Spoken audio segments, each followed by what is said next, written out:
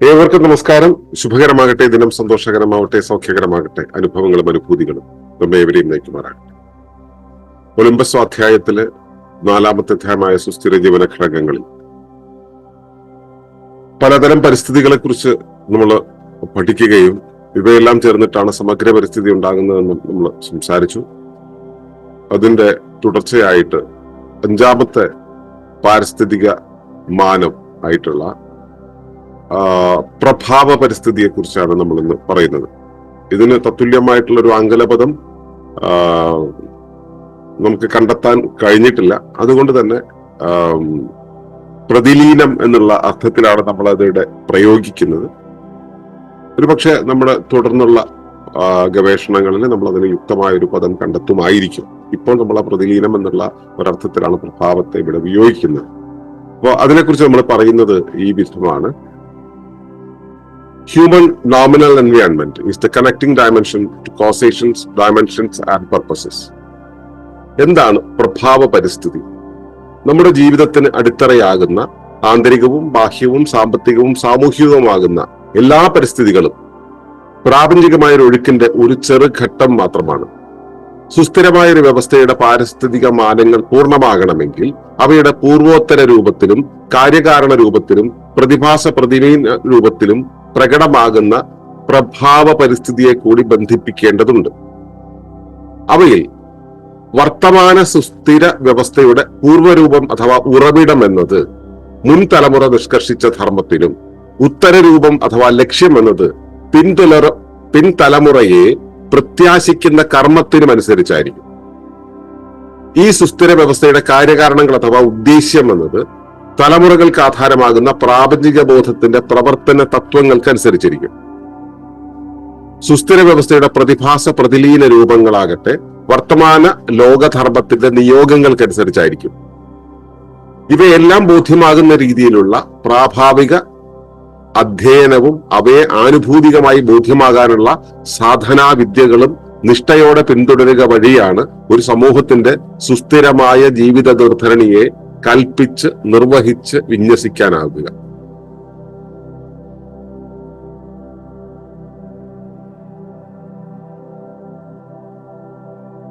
പരിസ്ഥിതി എന്നാൽ ദൂരെ കാണുന്ന മലയും അതിന്റെ മുകളിൽ വളർന്നു നിൽക്കുന്ന മരവും അവിടെ നിന്നും ഒലിച്ചിറങ്ങുന്ന അരുവിയും ആണെന്ന് കരുതുന്ന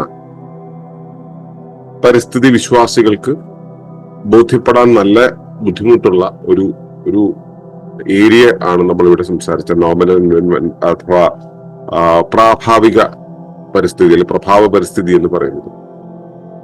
നമ്മൾ ഇതിനു മുമ്പ് മനസ്സിലാക്കിയത് ഒരു സത്ത നിലനിൽക്കണമെങ്കിൽ അതിന് ആന്തരികമായ ഒരു പരിസ്ഥിതി ഉണ്ടാവണം എന്നാണ്. അപ്പൊ ആ സത്ത എന്നുള്ളത് നിലനിൽക്കുന്നു. ഇനി അത് നിലനിൽക്കുക എന്നുള്ളതിന് നിലപാട് ഉറപ്പിക്കേണ്ടതുണ്ട്, അതിന്റെ കാലുറപ്പിക്കേണ്ടതുണ്ട്. ആ നിലപാട് ഉറപ്പിക്കാൻ അതിനൊരു ബാഹ്യ പരിസ്ഥിതി ആവശ്യമാണ്. അപ്പോ ആദ്യം ജീവി ഉണ്ടായി, പിന്നെ ആ ജീവിയുടെ നിലനിൽപ്പ് എന്നുള്ളൊരവസ്ഥ ഉണ്ടായി.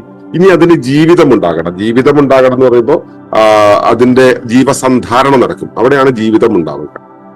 ഇനി ആ ജീവസന്ധാരണം എന്നുള്ളത് ഒരു സാമൂഹ്യ ജീവിതാവസ്ഥയിലേക്ക് പോകുമ്പോഴാണ് അത് ജീവിച്ച് മുൻപോട്ട് പോവുക എന്നുള്ള അവസ്ഥയാണ് സാമൂഹ്യ പരിസ്ഥിതി എന്ന് പറയുന്നത്. ഇത്രയും മാത്രം ഉണ്ടെങ്കിൽ ഒരു ജീവിക്ക് നിലനിൽക്കാനാവുമോ? ഇല്ല. എവിടേക്കാണ് പോകുന്നത്, എന്തിനാണ് പോകുന്നത്, എവിടെ നിന്നാണ് വന്നത്, ഇപ്പോൾ എന്താണ് ചെയ്യേണ്ടത് എന്ന് തുടങ്ങി 100 കൂട്ടം കാര്യങ്ങൾ ഇനിയും പ്രത്യക്ഷമാകാറുണ്ട്. ഈ ഒരു കാര്യകാരണ ബന്ധങ്ങളെ പറയാത്ത ബാക്കി നമ്മൾ കാണുന്ന ജീവിതമുണ്ടല്ലോ, നമ്മുടെ ജീവിതത്തിൽ ഇപ്പോൾ കാണുന്ന ഭാഗമുണ്ടല്ലോ, അത് ജീവിതത്തിന്റെ ചെറിയ ഘട്ടം മാത്രമാണ്. ഈ ആന്തരിക പരിസ്ഥിതി ബാഹ്യ പരിസ്ഥിതി പറയുന്നത് ജീവിതത്തിന്റെ സമഗ്രമായ പ്രാപഞ്ചിക ജീവിതത്തിന്റെ ചെറിയൊരു ഘട്ടം മാത്രമാണ്. നമ്മുടെ ജീവിതത്തിൽ നിന്ന് നമുക്ക് കാണാവുന്ന അതായത് കൊണ്ട് അതിന്റെ ഭീമാകാരതയെ കുറിച്ച് പറഞ്ഞ് വ്യാകുലപ്പെടുക പതിവാണ്. പ്രാപഞ്ചികമായിട്ടുള്ള ഈ വലിയൊരു സൈസിനകത്ത് നമ്മുടെ ജീവിതം ചെറുതാണെന്ന് മനസ്സിലാക്കുമ്പോൾ ഈ വലുതുമായിട്ട് എങ്ങനെയാണ് നമ്മൾ കണക്ട് ആവുന്നത്, ഏത് വിധത്തിലാണ് നമ്മൾ ബന്ധപ്പെട്ടിരിക്കുന്നത്, തുടർന്ന് ആ തുടർച്ച കൊണ്ടുപോകുന്നത് എങ്ങനെയാണെന്നുള്ളത് നമ്മൾ അറിയേണ്ടി വരുന്നു. ഇതറിയാതെ നമുക്ക് ഇപ്പോഴുള്ളത് എന്റെ ജീവിതത്തിന് ഇത്ര ശരീരത്തിന് ഇത്ര പൊക്കമുണ്ട്, അതിന് ഇത്ര ഭാരം വരണം, അതിന് ഞാൻ ഇന്ന ഭക്ഷണം കഴിക്കണം എന്നൊക്കെ നമ്മൾ പറയുമ്പോൾ അല്ലെങ്കിൽ അതിനനുസരിച്ചുള്ളൊരു തടി എനിക്കില്ല, അല്ലെങ്കിൽ അതിനേക്കാളും കൂടി തടി ഉണ്ടെന്ന് വരുന്ന സമയത്ത് എന്തുകൊണ്ട് ഇതിങ്ങനെ സംഭവിക്കുന്നു എന്നത് ഈ ഞാൻ എന്റെ ജീവിതത്തെ കാണുന്നതിനും അപ്പുറത്തും ഇപ്പുറത്തും നിൽക്കുന്ന ഒരുപാട് ഘടകങ്ങളുമായിട്ട് ബന്ധപ്പെട്ടതാണ്. ഇതറിയാതെ എന്റെ ഇന്നത്തെ ജീവിതത്തെ എനിക്ക് വിലയിരുത്തുക സാധ്യമല്ല. അപ്പോ സുസ്ഥിരമായ ഒരു ഒരു വ്യവസ്ഥയെ നമ്മൾ പൂർണ്ണമായിട്ടും നിർവചിക്കണമെങ്കിൽ, അതിന്റെ പാരിസ്ഥിതിക മാനങ്ങൾ പൂർണ്ണമാകണമെങ്കിൽ ഇതിന്റെ ആ സത്തയുടെ പൂർവ്വ ഉത്തര രൂപത്തിൽ നമ്മൾ അതിനെ ബോധ്യമാകണം. കാര്യകാരണ ബന്ധങ്ങൾ മനസ്സിലാകണം. പ്രതിഭാസ പ്രതിലീന രൂപത്തിൽ നമ്മൾ മനസ്സിലാക്കണം. ഈ 3 രൂപങ്ങളിലും പ്രകടമാകുന്ന ഒരു ഇന്റേണൽ ആയിട്ടുള്ള ഒരു പ്രവർത്തന തത്വം, ഒരു പ്രവർത്തന രീതി, ഒരു പ്രവർത്തന പശ്ചാത്തലം ഇവിടെയുണ്ട്. അതിനെയാണ് പ്രഭാവ പരിസ്ഥിതി എന്ന് പറയുന്നത്. അത് 3 കാര്യങ്ങളെയാണ് പ്രധാനമായിട്ടും കൈകാര്യം ചെയ്യുന്നത്. ഒന്ന് പൂർവോത്തര രൂപം, അതിന്റെ പൂർവ്വ രൂപം എന്തായിരുന്നു, ഉത്തര രൂപം എന്തായിരിക്കും, ഞാൻ എന്നുള്ളത് ഇതിനു മുമ്പ് എന്തായിരുന്നു, ഇനി ഞാൻ എന്തായിത്തീരും, എന്നിലുണ്ടാകുന്ന പരിണാമം എന്നുള്ളത്. അപ്പൊ പരിണാമത്തിന്റെ ഒരു ഘട്ടം മാത്രമാണ് ഇപ്പോഴത്തെ ജീവിതം. അപ്പൊ എന്റെ രൂപം എന്നുള്ളത്, രൂപം എന്ന് പറയുന്നത് ഇവിടെ ഒറ്റ ഡയമെൻഷൻ അല്ല, സ്പേഷ്യോ ടെമ്പറൽ ഡയമെൻഷൻസ് മുഴുവൻ, സ്പേഷ്യോ ടെമ്പറൽ ആക്ടിവിറ്റീസ് മുഴുവൻ വരും. സ്ഥലം, കാലം, രൂപം, ഭാവം, ഇവയെല്ലാം വരും. ഈ പൂർവ്വ രൂപം എന്തായിരുന്നു, ഉത്തര രൂപം എന്തായിരുന്നു, ഈ ഒരു കാര്യം അവിടെ പ്രധാനപ്പെട്ടതാണ്, പ്രസക്തമാണ്. 2, എന്തുകൊണ്ടായിരുന്നു അങ്ങനെ, എന്തിനു വേണ്ടിയിട്ടാണ് ഇതിങ്ങനെ, ഇനി ഇത് എവിടേക്കാണ് കൊണ്ടുപോകുന്നത്. സ്ഥലമല്ല, അതിന്റെ കോസേഷനാണ്. 3ാമത്തത് അത് നടപ്പിലാകണമെങ്കിൽ അതിനകത്ത് ലീനമായിരിക്കുന്നതും പ്രകടമായിരിക്കുന്നതുമായിട്ടുള്ള പ്രതിഭാസങ്ങൾ എന്താണ്. ലീനമ പ്രതിഭാസത്തെയാണ് നമ്മൾ പ്രതിലീനം എന്ന് പറയുന്നത്. അപ്പൊ ഇവയും കൂടെ ചേർന്ന് വരുമ്പോഴാണ് ഈ സത്ത, നിങ്ങൾ കാണുന്ന നിങ്ങളുടെ ശരീരം, അല്ലെങ്കിൽ നിങ്ങൾ കാണുന്ന ജീവിതം, അല്ലെങ്കിൽ നിങ്ങൾ കാണുന്ന മറ്റൊരു വ്യക്തി, ആ വ്യക്തിയുടെ ആന്തരികമായ ആ ഒരു അർത്ഥം, തത്വം നമുക്ക് മനസ്സിലാവുക. എന്റെ ജീവിത തത്വത്തെ മനസ്സിലാക്കാതെ ഞാനതിനെ എങ്ങനെയാണ് വിലയിരുത്തുക? ഞാനൊരു മെഴുകു പ്രതിമയെ കാണുകയാണ്, തക്കാളിയുടെ ഒരു മെഴുകു പ്രതിമയെ കാണുകയാണ്. ആ മെഴുകു പ്രതിമ എന്നുള്ളതിന്റെ പർപ്പസ് എന്താണ്? അതൊരു ദൃശ്യാവിഷ്കാരമാണ്, അതൊരു കലാസൃഷ്ടിയാണ്. അത് അങ്ങനെ നമുക്ക് കുറച്ച് കാര്യങ്ങൾ ഡിഫൈൻ ചെയ്യാൻ പറ്റും. ഒരു തക്കാളി കണ്ടു കഴിഞ്ഞാൽ അത് തിന്നാനുള്ളതാണെന്ന് മനസ്സിലാക്കുന്ന ഒരു ജീവി, ആ ജീവി ഇത് കാണുകയാണെങ്കിൽ അതെടുത്ത് വായിലിടുന്നത് വരെയും അതിന് മനസ്സിലാവില്ല അത് തക്കാളി അല്ല എന്ന്. അപ്പോ ആ തക്കാളി ആകുന്ന മെഴുകു പ്രതിമയുടെ കോസേഷൻ, പർപ്പസ്, ഇങ്ങനെയുള്ള കാര്യങ്ങളെല്ലാം വ്യത്യസ്തമാണ്. പക്ഷെ പ്രകടമായിട്ട് കാണുന്നത് അത് മറ്റൊരു രൂപത്തിലാണ്. ഇതുപോലെ നമ്മൾ ജീവിതത്തിൽ കാണുന്ന ഒട്ടേറെ കാര്യങ്ങളുടെയും യഥാർത്ഥ വസ്തുത എന്ന് പറയുന്നത് നമ്മൾ അറിയുന്നില്ല പലപ്പോഴും. അതറിയാതെയാണ് നമ്മൾ അതിനെ വിലയിരുത്തുന്നത്. എന്തിന്? നമ്മുടെ ശരീരത്തെ പോലും, നമ്മുടെ ജീവിതത്തിന്റെ പർപ്പസിനെ പോലും നമ്മൾ മനസ്സിലാക്കുന്നത് അതായിട്ടല്ല. നമ്മളൊരു പൊതു ഫ്രെയിമിലിട്ട് സ്റ്റാൻഡർഡൈസ്ഡ് ഫോമിൽ അത്യന്താധുനികന്മാർ ഡിഫൈൻ ചെയ്ത് വെച്ചിട്ടുള്ള സ്റ്റാൻഡർഡൈസ്ഡ് ഫോമിൽ ഇതാണ് എന്റെ ജീവിതം, ഇതിനു വേണ്ടിയാണ് എന്റെ ജീവിതം എന്ന് നമ്മൾ കരുതുന്നുണ്ട്. അപ്പൊ നമ്മുടെ ജീവിതത്തെ പോലും, അല്ലെങ്കിൽ നമ്മൾ തുടർന്നു കൊണ്ടുവന്ന ജീവിത പദ്ധതിയെ പോലും നമ്മൾ അറിയുന്നില്ല പൂർണ്ണമായിട്ടും. അത് അറിയണമെങ്കിൽ ഈ കാര്യങ്ങൾ, പൂർവോത്തര രൂപം, കാര്യകാരണ രൂപം, അതുപോലെ തന്നെ പ്രതിഭാസ പ്രതിലീന രൂപങ്ങൾ, ഇവയും കൂടെ മനസ്സിലാക്കേണ്ടതുണ്ട്. ഇവയെയാണ് നമ്മൾ പ്രഭാവ പരിസ്ഥിതി എന്ന് പറയുന്നത്, അല്ലെങ്കിൽ നോമിനൽ എൻവയോൺമെന്റ് എന്ന് പറയുന്നത്, അല്ലെങ്കിൽ എഫക്റ്റീവ് എൻവയോൺമെന്റ് എന്ന് പറയുന്നത്. ഇതിനെ തന്നെയാണ് സ്പിരിച്വൽ എൻവയോൺമെന്റ് എന്നും നമുക്ക് വിളിക്കാവുന്നത്. ഞാൻ ആ വാക്ക് ഇവിടെ ഉപയോഗിക്കാത്തത് എന്താ വെച്ചാൽ, അതാണ് ഇവിടെ ഏറ്റവും ആപ്റ്റ് ആയിട്ടുള്ള വാക്ക്. അത് ഉപയോഗിക്കാത്തത് എന്താ വെച്ചാൽ, ഒരു സയന്റിഫിക് കമ്മ്യൂണിറ്റിയുടെ മുമ്പിൽ ഈ സ്പിരിച്വൽ എന്നുള്ള ഒരു വാക്ക് കിട്ടി കഴിഞ്ഞാൽ അവരെ ഈ സാധനത്തെ അപ്പൊ സ്കിപ്പ് ചെയ്ത് കളയും. ആ സ്കിപ്പിംഗ് ഒഴിവാക്കാൻ വേണ്ടിയിട്ട് മാത്രമാണ് ആ വാക്ക് ഒഴിവാക്കിയത്. ശരിക്കും പറഞ്ഞാൽ സ്പിരിച്വൽ എൻവയോൺമെന്റ് അല്ലെങ്കിൽ ആത്മീയ പരിസ്ഥിതി എന്നതാണ് ഇവിടെ പറയേണ്ടിയിരുന്നത്. നമ്മൾ സയന്റിഫിക് ടെർമിനോളജിയിലാണല്ലോ ഈ സയന്റിഫിക് ടെമ്പർ ഉള്ള ആളുകൾ സംസാരിക്കുന്നത്, അതുകൊണ്ട് മാത്രം മാറ്റിവെച്ചതാണ്. അപ്പോ ഈ പ്രഭാവ പരിസ്ഥിതി എന്ന് പറയുന്നതില് വർത്തമാന സുസ്ഥിര വ്യവസ്ഥയുടെ പൂർവ്വരൂപം എന്നത് നമ്മൾ മനസ്സിലാക്കേണ്ടത്. അതായത് ഞാൻ ഇപ്പൊ നിങ്ങളുടെ ശരീരത്തെ കാണുന്നു, അല്ലെങ്കിൽ എന്റെ ശരീരത്തെ കാണുന്നു. അപ്പോൾ നമ്മൾ കാണുന്ന ഒരു ശരീരം, അപ്പൊ ഒരു ജീവി എന്നുള്ള രൂപത്തിലാണ് കാണുന്നത്. അത് നിലനിൽക്കുന്നുണ്ട്. അതിന്റെ പൂർവ്വരൂപം, ഇന്ന് ഈ കാണുന്നതിന്റെ പൂർവ്വരൂപം എന്ന് പറയുന്നത്, ഉറവിടം എന്ന് പറയുന്നത് എന്താണ്?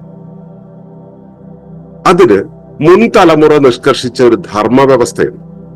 മുൻ തലമുറ എന്തോ ഒരു ധർമ്മം പാലിക്കാൻ വേണ്ടിയാണ് ഈ രൂപത്തിലേക്ക് നമ്മളെ കൊണ്ടെത്തിച്ചത്.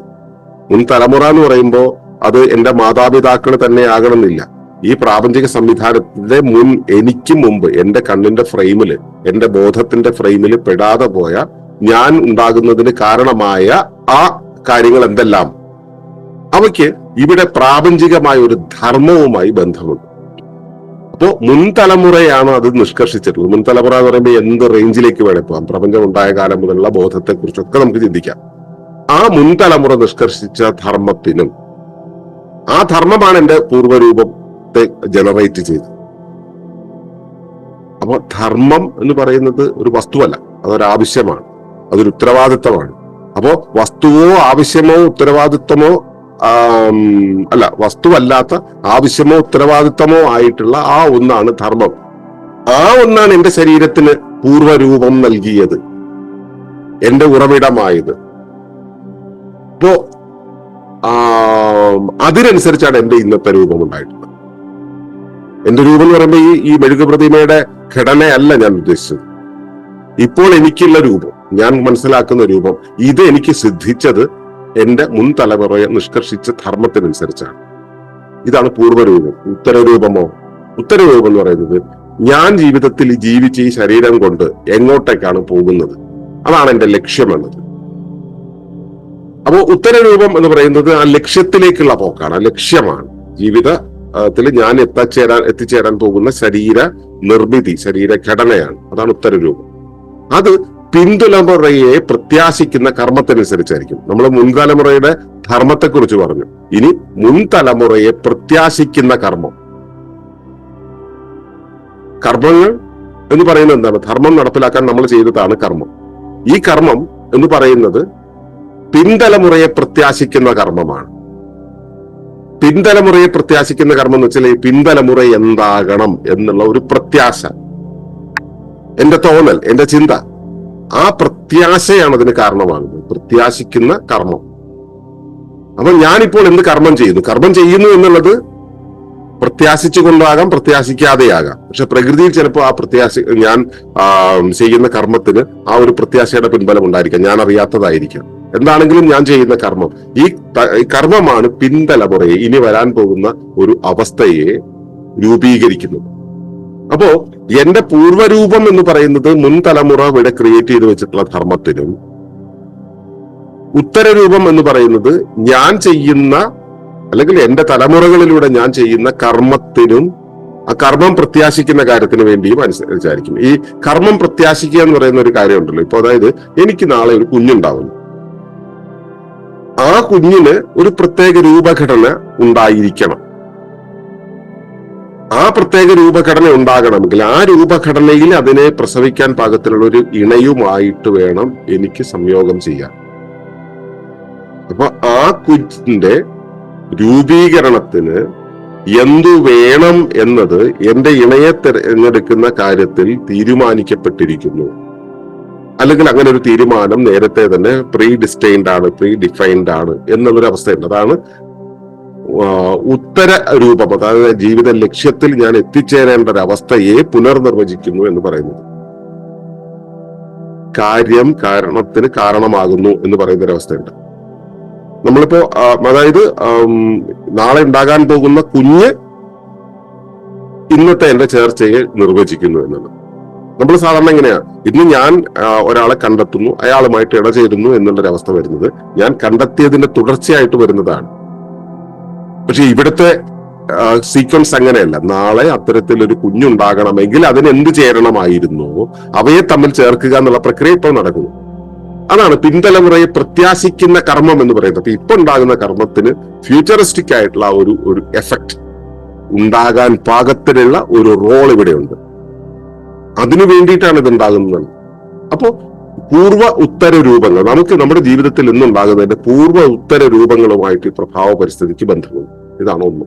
രണ്ട്, സുസ്ഥിര വ്യവസ്ഥയുടെ കാര്യകാരണങ്ങൾ അഥവാ ഉദ്ദേശം എന്നത് തലമുറകൾക്ക് ആധാരമാകുന്ന പ്രാപഞ്ചിക ബോധത്തിന്റെ പ്രവർത്തന തത്വങ്ങൾക്കനുസരിച്ചായിരിക്കും. ഇപ്പൊ ഞാനിവിടെ ഉണ്ടായി, എന്തിനാ ഉണ്ടായത്? നേരത്തെ പറഞ്ഞു തന്നെ ആ കോസേഷന്റെ ഒരു കാര്യമുണ്ട്. ഇത് പ്രാപഞ്ചികമായിട്ടുള്ള ഒരു ബോധം ഉണ്ടല്ലോ. പ്രാപഞ്ചിക ബോധത്തിന് കൺവീനിയൻസിലേക്ക് പോവുക, ആ പ്രാപഞ്ചിക ബോധത്തിന് ചില ഇഷ്ടങ്ങളുണ്ട്, തിരിച്ചറിവുകളുണ്ട്, അഹംബോധങ്ങളുണ്ട്, അല്ലെങ്കിൽ അഹമുണ്ട്, ചില തോന്നലുകളുണ്ട്. ഇവയെ എല്ലാം ആധാരമാക്കിയിട്ട് ആരുടെയാ? എന്റെ അല്ല, പ്രാപഞ്ചികമായിട്ടുള്ള അവസ്ഥയുടെ, ഉപരിവ്യവസ്ഥയുടെ അത്തരം പ്രാപഞ്ചിക ബോധത്തിൻ്റെതായിട്ടുള്ള അത് നടപ്പിലാക്കാൻ പാകത്തിലുള്ള പ്രവർത്തന തത്വങ്ങൾ ഉണ്ടായിരിക്കും അവയ്ക്ക്. ആ പ്രവർത്തന തത്വങ്ങൾക്കനുസരിച്ചായിരിക്കും എന്റെ ഇന്നത്തെ ജീവിതത്തിന്റെ ഉദ്ദേശ്യം എന്ന് പറയുന്നത്, എന്റെ ജീവിതധർമ്മം, എന്റെ പർപ്പസ്. ഞാൻ ഇപ്പൊ വർത്തമാനകാലത്ത് ഞാൻ എന്ത് ചെയ്യണം എന്നുള്ളത് എന്റെ പ്രാപഞ്ചിക ബോധത്തിന്റെ, എന്റെ അകത്ത് ലീനമായിരിക്കുന്ന, എനിക്ക് ചുറ്റും ലീനമായിരിക്കുന്ന പ്രാപഞ്ചിക ബോധത്തിന്റെ തത്വങ്ങൾക്ക് അനുസരിച്ചായിരിക്കും. പ്രപഞ്ചതത്വം മറ്റൊരു തരത്തിലാണെങ്കിൽ ഞാൻ മറ്റൊരു വഴിക്ക് പോകും. പ്രപഞ്ചതത്വം ഇത്തരത്തിലായതുകൊണ്ട് ഞാൻ ഇങ്ങനെ പോകുന്നു എന്നതുണ്ട്. അതായത് ഞാൻ നേരത്തെ പറഞ്ഞു, പൂർവ്വ ഉത്തര രൂപത്തെക്കുറിച്ച് പറഞ്ഞത് ഭൂതത്തെയും ഭാവിയെയും കുറിച്ചാണ്. വർത്തമാനകാലത്തിൽ എന്താണെന്നുള്ളതാണ് എന്റെ ജീവിതത്തിന്റെ ഉദ്ദേശ്യത്തെ നിർണ്ണയിക്കുന്നത്, പർപ്പസിനെ നിർണ്ണയിക്കുന്നത്. ആ പർപ്പസിനെ നിർണ്ണയിക്കുന്നത് പ്രാപഞ്ചിക ബോധത്തിന്റെ പ്രവർത്തന തത്വങ്ങൾക്കനുസരിച്ചായിരിക്കും. ഇനി സുസ്ഥിര വ്യവസ്ഥയുടെ പ്രതിഭാസ പ്രതിലീന രൂപങ്ങളാകട്ടെ വർത്തമാന ലോകധർമ്മത്തിന്റെ നിയോഗങ്ങൾ അനുസരിച്ചായിരിക്കും. അതായത് നമ്മളിപ്പോൾ കാണുന്ന, എഫക്റ്റീവായിട്ട് കാണുന്ന കാര്യങ്ങൾ, ജീവിതത്തിന്റെ ഒരു ഉദ്ദേശ്യത്തെക്കുറിച്ചല്ല, പൂർവോത്തര രൂപത്തെക്കുറിച്ചല്ല, ഇപ്പോൾ കാണുന്ന എഫക്റ്റീവായിട്ടുള്ള കാര്യങ്ങൾ, നമുക്ക് പ്രകടമായിട്ട് കാണുന്ന കാര്യങ്ങൾ, പ്രകടമായി കാണാത്ത കാര്യങ്ങൾ. ഇപ്പൊ നമ്മുടെ ജീവിതത്തിൽ എന്റെ അപ്പിയറൻസ്, എന്റെ സമ്പത്ത്, എന്റെ ഘടന, എന്റെ ഘടകങ്ങൾ, ഇങ്ങനെയുള്ള കാര്യങ്ങളെല്ലാം തന്നെ ഞാനിത് ഈ ജീവിതമായിട്ട് മുൻപോട്ട് പോകുമ്പോൾ ഇതിന്റെ അകത്ത് നിന്നും പെട്ടെന്ന് തെളിഞ്ഞും ഒക്കെ വെളിപ്പെടുന്ന കുറെ കാര്യങ്ങൾ, ജീവിതത്തിന്റെ നമ്മളെ ജീവിതത്തെ സ്തംഭിപ്പിക്കുന്ന ഒരുപാട് കാര്യങ്ങൾ ഇങ്ങനെ കടന്നു പോകുന്നുണ്ട്.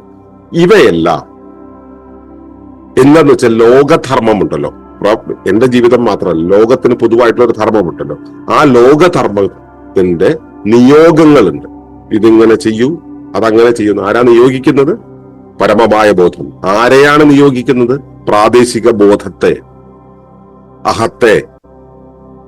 ആ നിയോഗത്തിനനുസരിച്ചായിരിക്കും ഈ നമ്മുടെ ഓരോന്നിന്റെയും, നമ്മുടെ ശരീരത്തിന്റെ പ്രതിഭാസം, പ്രകടമാകുന്ന ഒരവസ്ഥ, പ്രതിലീനം, സ്വഭാവം, ആന്തരിക സ്വഭാവം എന്ന് പറയുന്നത്. ഇതാണ് നമ്മുടെ ജീവിതത്തിന്റെ നിയോഗമായിട്ട് മാറുക. അപ്പൊ 3 തരം കാര്യങ്ങൾ. ഒന്ന് പൂർവ്വ ഉത്തര രൂപങ്ങൾ, സ്പേഷ്യോ ടെമ്പറൽ ആക്ടിവിറ്റീസ് എന്ന് പറയുന്ന, സ്പേഷ്യോ ടെമ്പറൽ ഡയമെൻഷൻസ് എന്ന് പറയുന്ന കാര്യങ്ങൾ, പൂർവ്വ ഉത്തര കാര്യങ്ങൾ, നമ്മുടെ ജീവിതത്തിന് മുൻപും ശേഷവുമുള്ള കാര്യങ്ങൾ എങ്ങനെയായിരിക്കണം, എങ്ങനെയാണ്. രണ്ടാമത്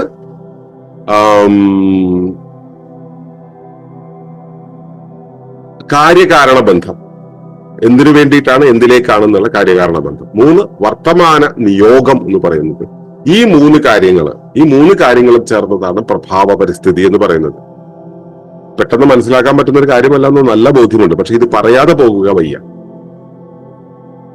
അപ്പോ ഇവയെല്ലാം ബോധ്യമാകണം നമുക്ക്.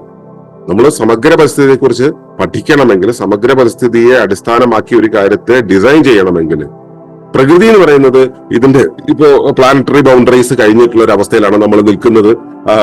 നമ്മൾ റിസോഴ്സസ് ഒരുപാട് ഉപയോഗിക്കുന്നു എന്നൊക്കെ നമ്മൾ പറയുന്നതിന്റെയും അപ്പുറത്ത് ചെന്നിട്ട് ഇങ്ങനെയുള്ള ചില കണക്ഷൻസ് കൂടെ ഉണ്ട് എന്നുള്ളത്, ഈ ഞാനീ പറഞ്ഞത് വളരെ പരിമിതമായിട്ടുള്ള അളവിലാണ് കേട്ടോ. ഇതിന് ഇനിയും നമുക്ക് ഒരുപാട് വശങ്ങളിലേക്ക് പോകാൻ കഴിയും. ഞാൻ അതിന്റെ ഏറ്റവും പ്രമുഖമായിട്ടുള്ള കാര്യങ്ങൾ മാത്രമേ ഇവിടെ പറഞ്ഞതേ ഉള്ളൂ. അപ്പോ പ്രഭാവ പരിസ്ഥിതി അഥവാ നോമിനൽ എൻവയോൺമെന്റ് എന്ന് പറയുന്ന കാര്യങ്ങളിൽ ഒട്ടേറെ ഘടകങ്ങൾ കൂടെ ചേർത്താൽ മാത്രമേ നമുക്ക് ആ പരിസ്ഥിതി എന്നുള്ളത്, നമ്മൾ ജീവിക്കുന്ന ജീവിതത്തിന് ആവശ്യമായ പരിസ്ഥിതി എന്നുള്ളത് പൂർണ്ണമാവുകയുള്ളൂ. അപ്പോ അതിന് നമുക്ക് എന്താണ് വേണ്ടത്? ഇതെല്ലാം നമുക്ക് ബോധ്യമാകുന്ന രീതിയിലുള്ള പ്രാഭാവിക അധ്യയനം ആവശ്യമാണ്. ഇക്കോ സ്പിരിച്വാലിറ്റിയെ കുറിച്ച്, ഇക്കോ സൈക്കോളജിയെ കുറിച്ച്, ഇക്കോ ബയോളജിയെ കുറിച്ച് നമുക്ക് ബോധ്യമുണ്ടാകും. ഇത് പാഠപുസ്തകങ്ങളിൽ നിന്ന് പഠിക്കാൻ പറ്റുന്ന കാര്യം മാത്രമാണോ? പാഠപുസ്തകങ്ങളിൽ നമുക്ക് എത്രത്തോളം പഠിക്കാൻ കഴിയും? അതിന് പരിമിതിയുണ്ട്. അതുകൊണ്ടാണ് പരിസ്ഥിതി ശാസ്ത്രമൊക്കെ ആ ഭൗതികമായ വരണ്ട ഒരു ഏരിയയിൽ മുങ്ങിത്തപ്പുന്നത്.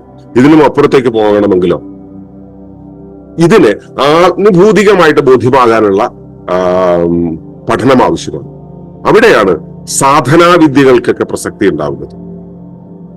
ഇത് നമ്മൾ ഇതുവരെ മനസ്സിലാക്കിയ ഭൗതികമായി കീറി മുറിച്ച് വെച്ചിട്ടുള്ള അളന്ന് തൂക്കി നോക്കിയിട്ടുള്ള സ്ഥിതി വിവരങ്ങളെ ആധാരമാക്കിയാണ് നമ്മൾ ബാക്കി കാര്യങ്ങൾ പഠിച്ചതെങ്കിൽ, ഇപ്പൊ സാമൂഹ്യ ശാസ്ത്രത്തെ നമ്മൾ പഠിക്കുന്ന സമയത്ത് അങ്ങനെ അളന്നു തൂക്കി പഠിക്കാൻ കഴിയില്ല. അവിടെ ചില നിരീക്ഷണങ്ങളിലൂടെ അനുമാനങ്ങളിലൂടെയാണ് പഠിച്ചതെങ്കിൽ, ഇവിടെ ആനുഭൂതികമായി ഇതിനെ ബോധ്യപ്പെടുന്ന രീതിയിലുള്ള ഒരു സമഗ്ര പഠനം ആവശ്യമാണ്. അതിന് സാധനാ വിദ്യകളിലൂടെ പോകേണ്ടതുണ്ട്, നിഷ്ഠകൾ പിന്തുടരേണ്ടതുണ്ട്.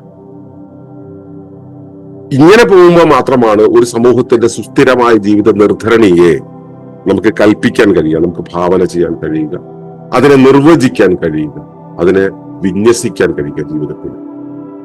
അങ്ങനെ ഒരു വിന്യാസം കൊണ്ട് മാത്രമേ ഒരു സുസ്ഥിര ജീവന സമൂഹത്തെ സുസ്ഥിരമാക്കാൻ കഴിയുള്ളൂ. ഈ സുസ്ഥിരത എന്ന് പറയുന്നതിന്റെ അടിസ്ഥാന തത്വം ഇവിടെയാണ് നിൽക്കുന്നത്, അല്ലാണ്ട് കുറെ ഘടകങ്ങളിലാണ്.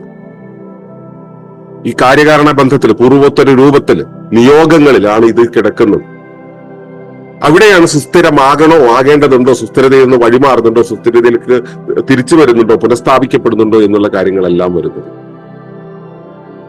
അപ്പോ സുസ്ഥിരത എന്ന് പറയുന്നത് അതിന്റെ അർത്ഥപൂർത്തീകരണം നടത്തുന്നത് നോമിനൽ എൻവയോൺമെന്റ് എന്നുള്ള കാര്യം അതിന്റെ കൂടെ കൂടുമ്പോഴാണ്. ഒരുപക്ഷെ ഇനിയും കുറെ കാര്യങ്ങൾ കൂടെ നമുക്ക് അതിനോട് ചേർക്കാൻ കഴിയുമായിരിക്കും. പ്രാഥമികമായിട്ടുള്ള ഒരു അവലോകനത്തിൽ നമുക്ക് ഇത്രയും മാത്രം എടുക്കാം, അല്ലെങ്കിൽ ഇത് പറഞ്ഞു തീരാത്ത ഒരു വിഷയമായിട്ട് ഇങ്ങനെ പോകും. സുസ്ഥിര ജീവന പഠനത്തിന്റെ പ്രാഥമിക രൂപത്തിൽ നമ്മൾ ഈ 5 പരിസ്ഥിതികളെ കുറിച്ചാണ് ഉണ്ടായിരുന്നത്. അതിൽ 5ാമത്തെ പരിസ്ഥിതി എന്ന് പറയുന്നത് ആണ് സുസ്ഥിരത എന്നുള്ളതിനെ ശരിയാവിധം നിലനിർത്തുന്നത്, സുസ്ഥിരത എന്താണെന്ന് നിർവചിക്കുന്നത്, അതിനെ കൽപ്പിച്ച് നിർവചിച്ച് വിന്യസിക്കുന്നു. അതിനുവേണ്ടി ആനുഭൂതികമായ സാധനാരൂപത്തിലുള്ള നിഷ്ഠയോടുകൂടിയുള്ള ഒരു അധ്യയനത്തിലൂടെ നമ്മൾ കടന്നു പോകണം.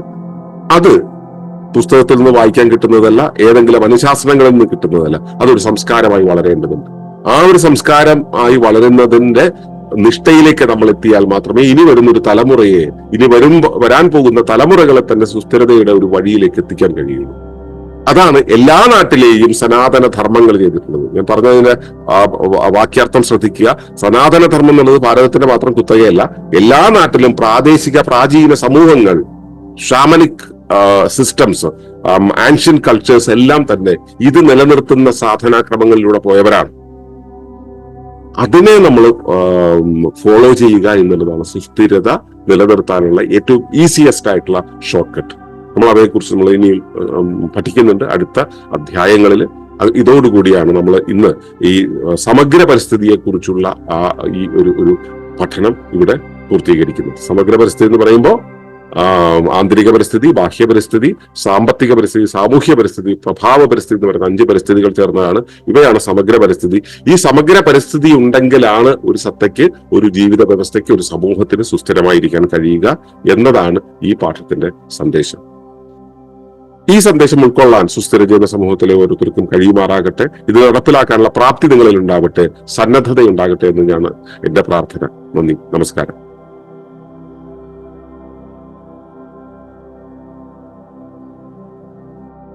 ഈ വിഷയം ഇഷ്ടമായെങ്കിൽ ഒന്ന് ലൈക്ക് ചെയ്യുക, കമന്റ് ചെയ്യുക, ഷെയർ ചെയ്യുക. നിങ്ങൾ പ്രകൃതിയെ ഇഷ്ടപ്പെടുന്നുവെങ്കിൽ ഈ ചാനൽ സബ്സ്ക്രൈബ് ചെയ്യുക.